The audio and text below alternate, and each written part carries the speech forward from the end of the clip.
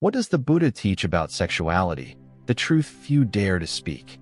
You might think that spiritual practice means cutting off desire, extinguishing all longing, retreating from the world to keep the body pure, regarding bodily desire as an obstacle to be avoided or renounced.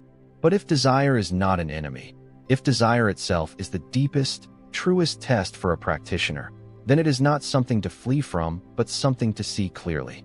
We have been taught so much about sin, morality, and control, yet very few are taught how to look directly at desire without judgment, without fear, without pretending, simply to observe it as it is.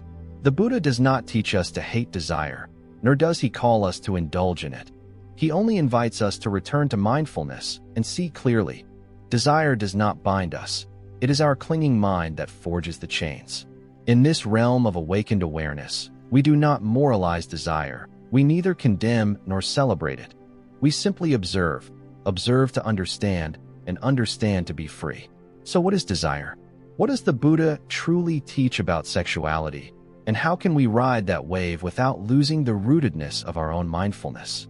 Let us begin with what seems like a simple question. Is desire really the problem? Is desire inherently bad? We are born with this body, a body of flesh and blood, of hormones and survival instincts. It grows hungry, it grows thirsty, and it sometimes longs for physical and emotional closeness. This is natural. Desire is part of life, an energy that drives reproduction, sustaining the continuity of our species.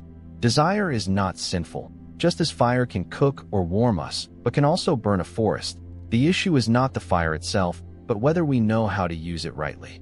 From childhood, many are taught that sexuality is shameful, that yearning is filthy, sinful, something to be eliminated. But desire is not evil. It is simply a natural reaction. What makes it dangerous is when we do not see it clearly, when we fail to understand it, and allow ignorance to lead us astray. When someone does not understand desire, they swing between two extremes. One is suppression, denying and repressing, then suffering inwardly. The other is indulgence, chasing desire until they lose themselves in bottomless craving. Both bring suffering. Both are two sides of the same ignorance, a failure to see the true nature of desire. When desire is not recognized with right mindfulness, it turns into thirst, and from thirst arise attachment, possession, obsession, and suffering. Desire itself is not mistaken. It is our mind that lacks clarity. Those who remain unawakened fear desire, clinging blindly to it. Only when we see desire in its raw, unadorned state, without judgment, without escape, without glamorization, does desire return to its neutral form, like wind or rain. The Buddha does not teach us to sever our desires. He teaches us to see them, and only when they are seen clearly will they no longer master our minds. In that seeing we neither hate desire nor remain enslaved by it. And that is where freedom begins. Biological instinct or mental ignorance. Sexual arousal may start in the body, from a light touch on the skin, from an accidental glance, from a surge of warmth in the blood when we are close to someone. But what sustains it is not the body but the mind. The body forgets quickly, but the mind remembers. And it is the memory of desire, not the desire itself, that traps us in samsara. When speaking of sexuality, people usually think of the body. But desire is an energy. It can well up when we hear a song, when we encounter a beautiful idea, when we are touched by a deep emotion. Desire may wear the mask of a body, but it can also appear as a yearning, to be recognized, to be loved, to be seen, to merge into something beyond ourselves. This energy does not only dwell in the lower body, it permeates every layer of consciousness, from the coarse to the subtle. It resides in a look, a laugh, in our craving for attention. It even lies in the desire to become someone, more diligent, more exalted, a practitioner who has overcome desire. There are those who sit in meditation for hours, keep strict precepts, but deep inside they nurture an image. I must become purer, higher, more saintly. That very image is a refined transformation of desire, no longer bodily craving, but desire for attainment, no longer a wish to satisfy the senses, but a wish to possess a sublime state. All forms of desire begin with wanting to touch, to merge, to possess, to prolong pleasure, to escape the present. And it is this wanting that lies at the root of suffering. Abstaining from contact with others does not end desire. Living in celibacy does not mean that desire is gone. It may not express itself in action, but it operates silently beneath layers of morality, beneath layers of meditation, beneath layers of ideals. Only when the mind completely ceases, no longer chasing any image, no longer proud of one's diligence, no longer comparing one's abstinence, does the energy of desire dissolve in ignorance. There is no need to annihilate desire, only to observe clearly where it arises, what it carries us toward, and whether we truly need to follow it. When that question ripens in pure stillness, not as theory but as direct experience, desire ceases to be a problem. It becomes a wave passing over the still lake of the mind without stirring its depths. But to reach that stillness, we must return to a fundamental point the Buddha emphasized: not to fight desire, but to see desire, see in each moment how it arises, and see also the mind's impulse to cling. What does the Buddha really teach about sexuality? If desire is part of life, why do many religions encourage its suppression, labeling it unclean or sinful? The answer lies here. Humans fear desire not because it is too strong, but because the ego is too weak to face it honestly. We do not know how to stand firm amid rising desire without being swept away. We do not know how to fully feel the surge of craving without needing to gratify it. Thus, we choose the easier path, to combat it, to flee it, to brand it with the mark of sin, and then subject ourselves to austere disciplines, punishing the body as if we were purifying the spirit. But desire does not vanish when we flee from it. It merely transforms from bodily craving into mental fixation. From physical contact, it becomes thirst, to be admired, to be recognized, to be seen as righteous. Some keep the strictest precepts, yet harbor a colossal desire named, "I must be more diligent than others." Some deny the body but are consumed by imagination, by idealization, by fantasies of the self garbed in monastic robes. In true Buddhist practice, desire is not the foe, ignorance of desire is. To transcend suffering, one need not annihilate desire but awaken to its nature. When we see desire with unflinching clarity, desire ceases to bind, and genuine freedom arises. The Buddha never advocated self-mortification. He abandoned that extreme path after 6 years of harsh austerities in the forest. He did not seek liberation by destroying the body, but by illuminating the mind. And in that light, desire need not be killed. It only needs to be seen as it is. See desire arising. See the mind wanting to follow it. See even the thought, "I should overcome this desire." And simply observe without reacting, judging, chasing, or pushing it away. That very seeing is the heart of mindfulness. Not how many days one goes without craving, not how much one refrains from physical contact, nor how many sutras one recites each day. The Buddha did not call for forced renunciation of desire. He merely invited us to look, because desire is not the problem, ignorance is. When ignorance vanishes, desire returns to its proper place, a purely biological phenomenon. It arises, it passes away, there is nothing to force and nothing to cling to. This normalization is the starting point of freedom. No clinging, no resistance, just seeing and letting pass. At this point, we may begin to understand. Desire is not merely an energy to control, it can also be a doorway, a place that can lead us back to ourselves, if we have the courage to remain within it without being swept away. Is desire a gateway to awakening? Desire is often seen as an obstacle, a hindrance to spiritual progress that must be overcome. Yet with deeper insight, desire can be a doorway, an entrance into our own depths if we no longer fear it. Observe a moment when desire arises within you. Simply watch, neither intervening nor chasing nor repelling, but sitting like a witness as a storm passes through the forest. You will notice something remarkable. At the peak of desire there is a profound longing, not merely to touch another body, but to dissolve, to merge, to transcend this lonely sense of separation. At its deepest layer, desire is not just sensual craving. It is the yearning to become one with something beyond ourselves, to relinquish the boundary between I and other. At the core of that yearning lies a wordless solitude, a deep homesickness of the soul, a call back to our true nature, mistakenly translated into mere sensuality. If we are clear-headed enough not to be carried away by pleasure, if we have the courage to remain in the fire without being burned, desire can become a mirror reflecting the whole truth of our own heart. What is the self truly craving? What are we seeking? What is actually missing within us? Some believe that only by severing desire can one practice. Yet sometimes it is within desire that we touch the clearest depths of consciousness. Nothing reveals the ego so nakedly as desire. Nothing forces us to confront our own rawness as vividly as a burning craving, and nowhere is it easier to lose ourselves than in pleasure. Therefore, if one can remain clear-minded while desire surges, that person has taken a great step inward, not to reject desire but to understand it, not to avoid it, but to see everything desire hides and everything desire reveals.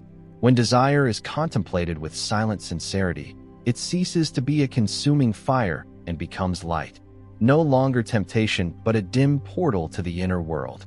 But to walk through that portal, we must first see clearly, what exactly am I craving, and why can I not simply rest in myself? Craving itself is not the problem. The arising of desire is normal. No one is so fully awakened that their breath is ever entirely free of craving. No one lives without their heart racing at a glance, a body, an emotion. Even fully awakened beings experience those waves before awakening. The question is not whether there is craving, but how we face it, with what attitude, with what degree of mindfulness, and with what honesty. Do we notice it arising, or do we pretend we remain unaffected? Do we see our mind clinging, or do we hide behind doctrine, ritual, or noble words? A paradox emerges. The more we try to obliterate desire, the stronger it becomes. The more we try not to think of it, the more it infiltrates dreams, expressions, even the way we look at others. In contrast, when we stop striving to be pure and simply acknowledge desire's presence, neither fleeing, nor applauding, nor reacting, desire gradually loses its power. It no longer drives us, but arises and dissolves like a wave on the sea. Attitude is everything. There are those who become vegetarian, keep strict precepts, never touch another's body, yet whose minds are full of unrecognized desire. There are lay people with families and active sex lives who possess deep mindfulness. They know every stirring of mind. They know when to let go. They know how to observe each moment of attachment. Which of the two is truly free? Outer conduct does not determine liberation. The mind behind that conduct does. One may meditate for hours and chant sutras all day while still driven by desire beneath a cloak of sanctity. Another may live an ordinary life, yet look directly at every tremor of their own mind, without concealment, without identification, without self-deception that I am practicing. That attitude is the key, the locus of transformation, not through suppressing desire, but through profound understanding and fearless honesty toward desire. From this arises another truth. It is not desire that drives us, but the ego that wants to possess pleasure, to hold on to happiness, to cling to comfort, the root of suffering. When we recognize this wanting to cling, we begin to learn letting go, not letting go of desire, but letting go of the ego that clings to pleasure, like a person terrified of losing control. Distinguishing suppression from mindfulness. Suppression is widespread. People think that by refraining from sexual activity, they have transcended desire, that if they abstain, then desire no longer exists. But that is like locking a tiger in a cage without truly understanding the tiger.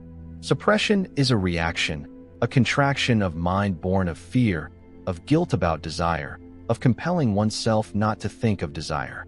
Desire is then forced into darkness, and that darkness is where it silently gains strength. One day it will erupt in unexpected ways, a vivid dream, an angry outburst, a possessive glance, a seemingly righteous utterance hiding a craving for adulation. Suppression does not purify desire. It only buries desire deeper in the unconscious. The danger is we believe we have practiced well, that we have risen above our instincts, that we are holier than others. That very belief becomes a subtle ego dressed in spiritual garb. Mindfulness is different. Mindfulness does not try to fight desire, does not try to overcome it, nor chase after it. It simply sees. See when desire first arises. See when the mind begins to tremble. See when the eyes start to cling, the hands start to reach out, the imagination begins to weave fantasies. There is nothing you must do, just observe clearly, in a quiet, non-judgmental way. Desire is not evil. There is no need to rationalize. Everyone has desire. To color it with morality, or to deny it with logic. Just see it, with the same innocence you might show a crying child. There is no need to silence the child, no need to make it behave. Just stay with it until it naturally calms down. Mindfulness is not mastery over desire, but freedom from being driven by it. It is not that you win over desire, but that there is no longer anyone left to win or lose.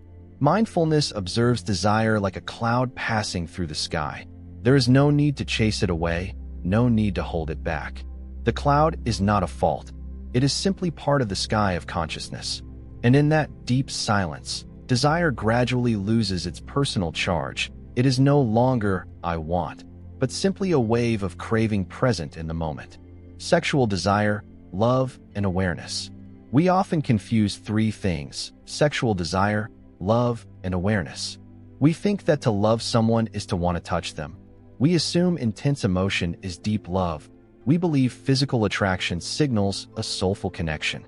But upon close observation, we see sexual desire can arise without love. Love can exist without sexual desire. Both, without awareness, can become yet another drama of the ego. Purely physical desire is the body's chemical reaction. It is neither bad nor sacred, just an energy-seeking release, union, and pleasure. When unmindful, we cling to that pleasure as if it were happiness itself, but pleasure comes and goes, and no one can hold on to it forever. The harder we try to retain it, the more we feel its absence. Love, too, when lacking awareness, easily turns into attachment. We love not because we truly see the other, but because we feel lacking and seek to fill our own emptiness. When love springs from lack, we begin to control, possess, and fear losing it, creating anxious, binding attachments. But there is another dimension where both desire and love can dissolve: awareness itself. Awareness is not emotion, not attraction, not the thrill we feel when two people meet each other's gaze. Awareness is a state of full presence, being wholeheartedly with ourselves and wholeheartedly with another, without possession, without expectation, without the need to prolong anything. In awareness, sexual desire may still arise, but it is no longer tinted with demand or the urge to dominate. Love may be present without conditions or fear. A touch, if it occurs, is no longer two egos colliding but two lives merging seamlessly. By contrast, without that awareness, even holding someone in your arms can leave you in utter loneliness. And just one genuine glance born of mindful presence can heal the heart. So do not hastily believe that desire is love, nor that love must entail sexual desire, and do not turn love into a disguised path to craving. Only when we live with a fresh heart do we see that no desire is truly frightening, no love is dangerous. Only ignorance can transform the most sacred things into the deepest traps. From that place, we come to a simple understanding. The Buddha did not teach no desire as a forced discipline. He simply invited us to live without clinging to any desire. Non-desire or non-clinging, which is real freedom. There is a notion that the spiritual practitioner must be without desire, that the higher one ascends, the further one must distance oneself from sensuality, that the more one renounces the world, the closer one is to nirvana. But the truth the Buddha pointed out is deeper still. It is not non-desire, but non-clinging to desire. Misunderstanding this easily turns into oppression. We force ourselves not to think, not to want, not to feel, while internally, the ego strains to maintain its image of purity, striving for a supposedly transcendent state, trying to conceal the undercurrents of the mind. Thus one lives in a subtle freeze, outwardly calm, but inwardly waging a silent battle. The mind is no longer a clear lake, but a thin sheet of ice pressing down on unseen waves. The Buddha did not call anyone to live this way. He did not present an ideal model of a desire-free person. He spoke only of someone who no longer clings to any phenomenon, whether desire or the idea of non-desire. Non-clinging means not taking any mental foothold, not clinging to pleasure, not clinging to ideals, not clinging to the image we want to become, not clinging to the thought, I am pure, nor to the sense, I am impure. Non-clinging is like water flowing through every bend of a river without retaining any shape. Touch every phenomenon without attachment, joy without clinging, sorrow without clinging, rising desire without pursuing, rising purity without holding on. Only in that state does true freedom blossom. When desire arises, we do not extinguish it. We simply observe like a silent witness watching rain fall on the surface of a lake. No need to shelter, no need to run, no need to pretend the sun is shining. Just stand there, fully aware of the rain and wholly unshaken. In that seeing, desire loses its power. It is no longer a venomous serpent, no longer a consuming fire, no longer something to battle. It is simply a gentle breath that comes and goes. And we are no longer someone striving to become pure, nor someone driven by ignorance and craving. We are simply the quiet presence witnessing all phenomena drift by. In that moment, ethical conduct is no longer duty but spontaneity. No one needs to abstain. Desire no longer tempts. No one needs to force the body into any mold, because the mind is no longer drawn by any barrier. A person like that lives in the world yet does not belong to it, touches every delight and every sorrow without sinking into them. They guide others not by moral example, but by a freedom that needs no proof. That is not non-desire in a rigid sense, but non-clinging, an absolute openness in each moment. In that openness, there is nothing left to achieve, and no one who needs to achieve anything. See desire clearly. See yourself clearly. It is time to pause and look deeper. Desire is never a barrier on the path of practice. Your attitude toward desire determines whether you fall into ignorance or step into freedom. Some fight desire so fiercely they become statues of stone. Some indulge so wildly they collapse in pleasure. Yet there are those who sit amid desire without being pulled, look directly at craving without fear, feel sensation without identifying with it. That person is not a saint. They have simply stopped acting, stopped playing the role of a high-minded practitioner, stopped forcing themselves to keep rules out of fear of failure, stopped hiding behind practice as a mask, and begun to live genuinely. Not genuine in order to be free to do anything, but genuine in that they are no longer driven by the urge to dominate or by fear of judgment. Sometimes liberation does not come from renouncing desire, but from there being no one left who wants to renounce it. No one stands at the center to judge, to struggle, to argue with themselves. Only a clear, pure seeing, only an unchosen presence. Desire may still arise, but it no longer arrives with power. We may still love, still feel stirred, still touch, but all this happens within clear awareness and without claims of ownership, without wholeness, without suffering. A practitioner is not someone rigid, unfeeling, desireless, but someone courageous enough to see craving clearly without needing to satisfy or suppress it. Such a one is free in body and mind, not because they force the body into any mold, but because the body no longer needs to drive the mind. True freedom lies there, when desire need not be denied, when affection need not be severed, when life is accepted in its entirety. Mindfulness is no longer an effort, but the natural state of a mind without any clinging. If you have followed me to this very moment, perhaps within you there is already a genuine resonance. No explanation needed, no agreement required, just a gentle knowing that you are being seen without judgment.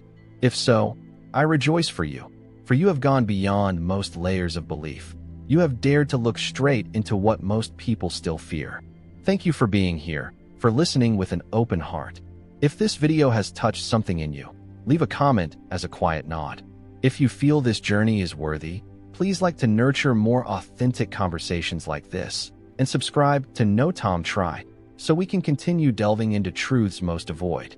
I wish you the courage to live genuinely, the quiet to see clearly, and the self-compassion not to play any more roles.